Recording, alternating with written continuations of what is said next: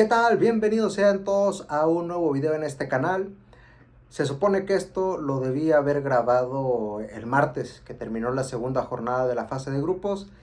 Evidentemente no lo hice y qué bueno que no lo hice porque dentro de las cosas que estaba pensando, pasaron completamente las opuestas en estos 3 días que llevamos en el cierre de la fase de grupos.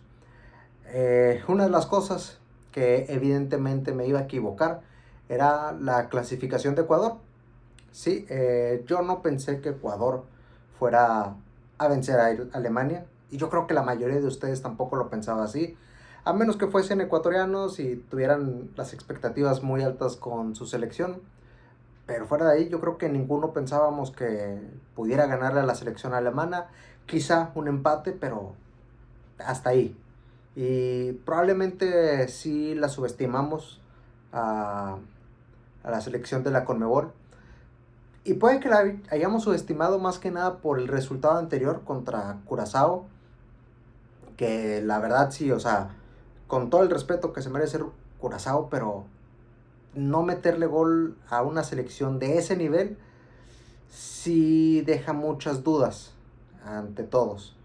Y yo creo que la selección ecuatoriana, que probablemente estamos hablando de la mejor generación que han tenido en la historia, porque no recuerdo, o al menos no tengo tan presente, alguna selección que hombre por hombre sea más o menos del mismo calibre. Y sí, básicamente no meterle un gol con estos jugadores que tienes a una selección, pues, la verdad, muy débil como es Curazao, sí es para que te alarmes. La derrota contra Costa de Marfil, yo creo que inclusive se pudo haber presupuestado. Yo pensé que empatarían entre ellos y después ya contra Curazao iban a definir quién iba a ser el segundo por diferencia de goles más que nada. Es algo bueno que la selección ecuatoriana le haya ganado a Alemania, porque también por ahí probablemente escuchábamos muchas cosas, algunas son de burla, otras de algunos pseudo analistas y especialistas diciendo que la Conmebol tenía un nivel muy bajo y demás. Para nada, en lo más mínimo.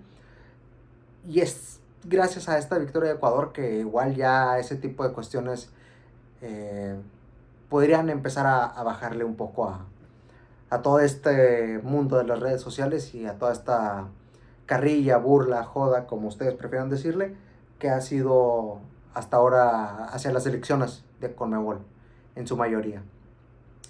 Una de las cosas que vi durante el partido y que francamente me llamó la atención es que podemos hacer una comparativa, precisamente el Alemania-Ecuador del 2026 contra el Alemania-Ecuador que se jugó hace 20 años en el Mundial de Alemania 2006. Yo creo que podemos ver a una selección ecuatoriana que evolucionó. O sea, la selección de Ecuador, eh, a ver, yo no recuerdo grandes nombres de esa selección del 2006. Por ahí a lo mejor Antonio Valencia, pero aún no era ese Antonio Valencia que jugó en el Manchester United y que duró muchos años ahí, que fue capitán, etcétera. Si mal no recuerdo, creo que estaba por ahí en Recreativo de Huelva, en España. O sea, tampoco estaba en un equipo muy importante en Europa. Y aparte creo que apenas tenía 21 o 20 años, o sea, era muy joven. Y del otro que me acuerdo era Cristian Benítez, que también, o sea, tenía 20, 21 años, todavía no llegaba ese Chucho Benítez que en la Liga Mexicana se cansó de hacer goles, el Chucho Benítez. Fuera de ahí no recuerdo a una figura tan importante que tuviese esa selección de Ecuador, a comparación de la que hoy tiene en día, que hoy en día yo creo que tiene a dos de los centrales mejor cotizados en Europa, como lo son William Pacho y Piero Hincapié. O sea, dos centrales espectaculares, un mediocampista como lo es Moisés Caicedo, que es pieza fundamental en el Chelsea, eh, Gonzalo Plata, que empieza a alzar la mano, que ya es importante, por supuesto un histórico como Ener Valencia. O sea, solamente por mencionar algunos, que básicamente te acabo de mencionar a 5, cuando En la del 2006 solo recuerdo a dos y por lo que fueron después de ese mundial. Y por el otro lado podemos ver a una selección alemana que ha caído, pudiéramos decir que se estancó e incluso tuvo un retroceso. Porque de esa selección alemana, a ver, en la portería tenías a Jens Lehmann y tenías a Oliver Kahn. Cualquiera de los dos titulares sin ningún problema. Tenías a Per Mertesacker, que, a ver, Mertesacker nunca fue de mi gusto, pero a comparación de Jonathan Tah y Antonio Rüdiger, Mertesacker era Beckenbauer entonces. Tenías un joven Philipp Lahm, pero ya era un tipo que era titular en Alemania, que era titular en el Bayern Múnich, entonces ya tenía un recorrido importante. Por ahí también teníamos a Michael Ballack, Bastian Schweinsteiger, teníamos a Lukas Podolski, Miroslav Klose, o sea, teníamos jugadores muy importantes en la selección de Alemania. Y la selección alemana la vemos hoy en día y sí está Manuel Neuer, pero a ver, a Neuer lo tuviste que sacar del retiro internacional porque ya no tenías porteros y el único portero que pudiera haber sido el revulsivo era Ter Stegen y se terminó cayendo y fue una desgracia todo lo que le pasó a Ter Stegen, que nunca pudo disputar una competencia importante con Alemania. Tenemos a Jamal Musiala, que pues igual y sí es la figura de esta selección alemana, pero como que no parece estar del todo adaptado a lo que viene siendo la selección alemana. No sé si me estén entendiendo o no. Fuera de ahí, pudiéramos decir Antonio Rüdiger, pero igual Rüdiger tampoco me es garantía en la central. Pavlovic, que también ha tenido una buena temporada con el Bayern Múnich, pero aún no es el mediocampista que necesita la selección alemana. O sea, Alemania tiene alguno que otro nombre, pero a comparación de lo que tuvo hace 20 años, nada que ver. Entonces, sí podemos decir y podemos hacer esa comparativa que del 2006 al 2026 Ecuador evolucionó mucho y Alemania inclusive cayó en retroceso. Pero bueno, eso es una de las cosas que pudimos ver hoy en día. Otra de las cosas que podemos hablar es el gran mundial que está haciendo hasta ahora. Yo creo que no hemos visto en un mundial tantos jugadores marcando dobletes. O sea, ya vimos a Messi, ya vimos a Cristiano, vimos a Haaland, vimos a Mbappé, por mencionar a las grandes figuras del torneo. Pero yo no recuerdo que en otro mundial tantos jugadores hayan marcado un doblete en alguno de los partidos. Inclusive hoy lo podemos ver como, a ver, Messi tiene 5 goles, Mbappé, Haaland tienen 4, o sea, están ahí pegados. Y en ediciones pasadas, básicamente con 4 o 5 goles estabas amarrando el campeonato de goleo. Harry Kane, me parece que en Rusia terminó con 6 goles y fue campeón de goleo. James Rodríguez también en Brasil 2014 terminó con 6.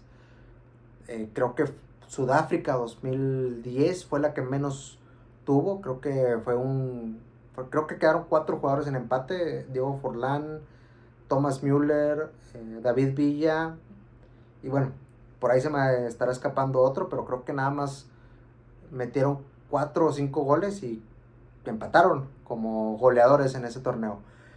Si hablamos así como que de la época moderna del fútbol, solo Ronaldo en el 2002 y Mbappé en el 2022. Los dos fueron los únicos que se han salido como que de esa promedio de 5 o 6 goles y son campeones de goleo. Estos dos marcaron 8 goles y terminaron campeones de goleo. En este mundial probablemente esté en esa media, mucho, gracias a que hay selecciones que sí son más débiles y son un poco más permisivas en ese aspecto para anotar goles. Ya que hablamos de las figuras en sí, es justo mencionar a los estandartes que estamos viendo en este mundial. Mbappé y Haaland evidentemente va a ser la plática que se tenga ahora en lugar del Messi contra Cristiano. Yo creo que ahora va a ser la de Mbappé, Haaland y estarlos midiendo constantemente. Quizá no sea tan directo porque pues uno está en el Real Madrid y otro está en Manchester City, pero inevitablemente va a ser la conversación que vayamos a tener al menos 2 mundiales más, ver cómo vienen estas dos figuras y alguno que otro que se pueda asomar por ahí. Cristiano, Cristiano hace historia, es el único jugador que ha metido un gol como mínimo en 6 copas del mundo diferentes. O sea, eso probablemente no lo vayamos a volver a ver.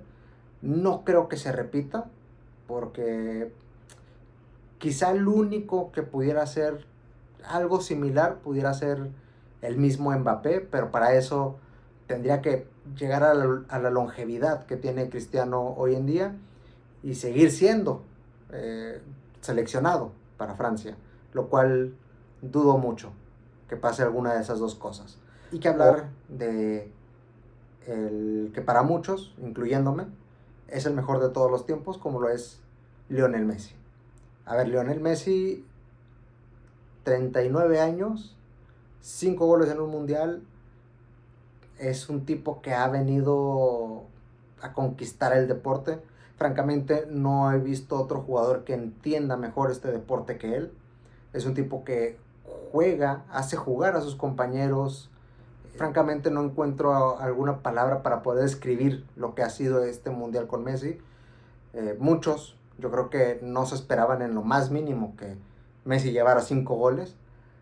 Pero a lo mejor ahí 3 o 2, pero 5 yo creo que nadie esperaba que llevara 5 a estas alturas. Y obviamente, pues, queramos o no, es inevitable. Van a querer salir las comparaciones entre Messi y Cristiano, y que si el debate está abierto, lo cual no está. Pero ese ya será otro tema. Me gusta que estos dos jugadores en este mundial, que, ojo, para mí ninguno de los dos lo va a terminar ganando. Yo creo que ninguno de los dos lo gana. Pero es algo bueno ver a estos dos monstruos del deporte disfrutar lo que es su última Copa del Mundo, a menos que se quieran aventar otro, lo cual ya sería ridículo y es impensado que alguno de los dos llegue al siguiente mundial. Pero bueno, nunca se sabe. Yo pensé que para este mundial ninguno de los dos estaría y mira, siguen estando y siguen marcando goles. Y algo que me gustaría enfatizar también es qué bien envejeció el fútbol de Lionel Messi. O sea, qué bien envejeció su estilo de fútbol. Hay muchos jugadores que quizá batallan en adaptarse o les cuesta trabajo entrar al ritmo, muchas veces en partidos de alta demanda, como lo son los de la Copa del Mundo.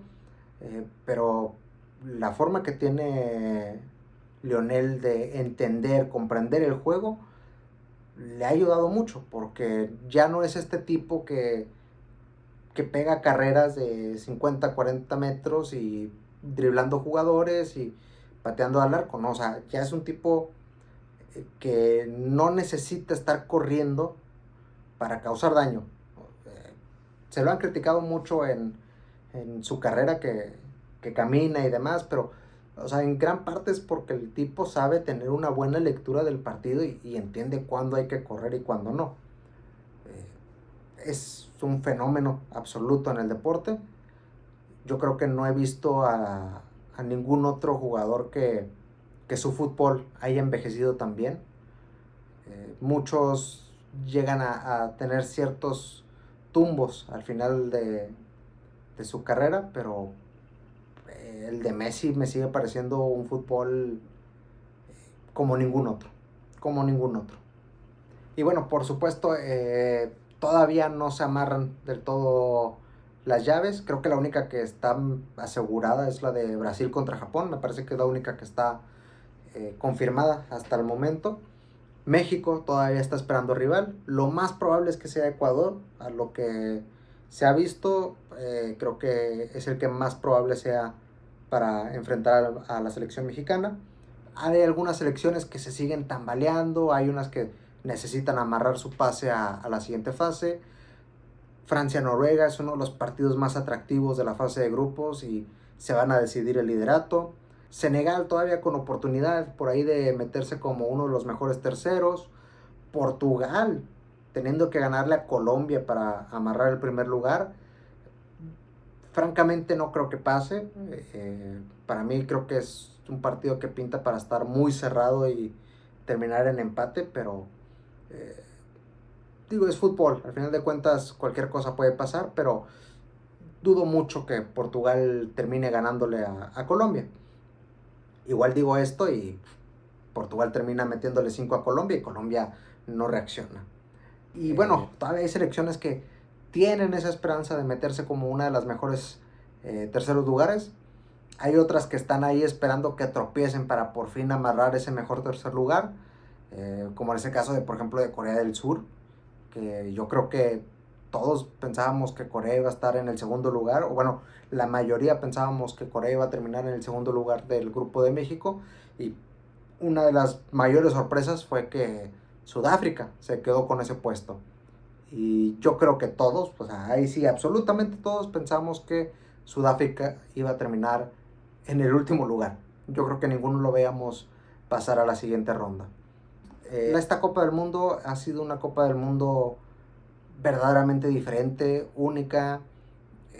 No lo digo por el formato este de 48 selecciones que me sigue pareciendo una barbaridad, pero ha sido atractivo y ha sido atractivo mucho en este caso por las grandes sorpresas que hemos tenido. O sea, Sudáfrica fue una gran sorpresa metiéndose en segundo lugar, Cabo Verde dando batalla, algunos resultados que pensábamos que eran lógicos y terminaron siendo una sorpresa, como la de la República Democrática del Congo contra Portugal. O sea, hemos tenido partidos donde básicamente son resultados que nadie se espera. Aún queda mucho mundial, aún queda esa fase de eliminación directa. Va a ser un mundial bastante interesante de ver a partir de los 16avos. Yo sé que van a haber alguno que otro partido donde quizá no es tan espectacular, pero alguna selección grande va a terminar quedando eliminada porque le toque algún rival medio complicado. Y probablemente veamos ahí una sorpresa más en los 16avos. Espero que así sea, la verdad. Espero que así sea para que siga habiendo un poco más de emoción. Pero bueno, dime tú qué opinas al respecto, qué has pensado de esta Copa del Mundo, ¿te ha gustado lo que has visto hasta ahora? Déjamelo saber en la caja de los comentarios y nos vemos en el siguiente video.